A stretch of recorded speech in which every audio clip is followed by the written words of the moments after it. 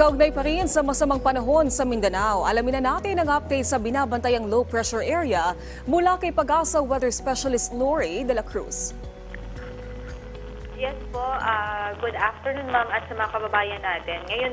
Ngayon ay patuloy pa rin natin inaasahan ang malalakas na pag-ulan sa Caraga, Davao Region at Soc-Sargen.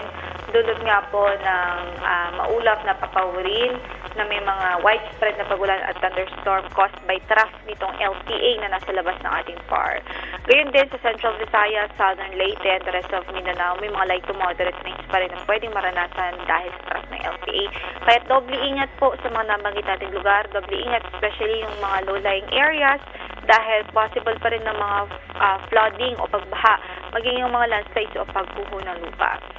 Samantala sa Aurora, Quezon, and Bicol Region, maulap din ang papawirin with light rains o mahihinang pag-ulan dahil sa amihan. For Metro Manila and the rest of the zone, isolated light rains ang mararanasan dahil din sa amihan. Then the rest of Visayas, generally, localized thunderstorms ang pwede po nilang ma-experience dahil prevailing po doon ang taras pa rin ng South PA.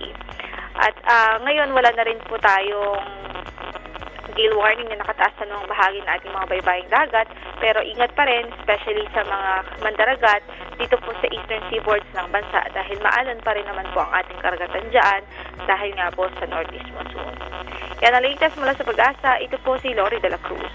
Miss Lori, ilang tanong lamang bilang paglilinaw, yung LPA ay nasa labas pa ng Philippine Area of Responsibility. May tsansa po ba na lumakas pa ito o maging bagyo? Sa ating analysis naman po, possibly or less likely na po ito na mabuo bilang isang bagyo sa mga susunod na araw. So, posibleng mag-dissipate din po ito. Pero yung kanyang epekto na pag-ulan, magpapatuloy pa rin yan hanggang bukas sa malaking bahagi ng Mindanao. Miss Lori, kasi kanina sa report ay sinabing nasa exceeding 200,000 families ay naapektuhan nitong shear line simula nitong Enero. Hanggang kailan ba iiral itong shear line at amihan na nagpapaulan sa ilang bahagi ng bansa? Sa ngayon ma'am ay trough po ng LPA o yung buntot ng LPA ang nagkukos ng pag-ulan po sa malaking bahagi ng Mindanao. Yung mga nakaraang weeks ay shear line po yun. And then ngayon po specifically ay trough ng LPA. And yun nga po, likely until tomorrow, magiging maulan pa rin sa malaking bahagi ng Mindanao and some parts of Visayas dahil sa trough na ito. At Miss Lori, ang pinaka-importanting tanong, kailan po natin posibleng maramdaman ulit yung unti-unting pag-init ng panahon? Usually po yung ating amihan season, tumatagal po yun hanggang first o second week of February. And then from that time on, usually pumupunta na tayo dun sa transition period.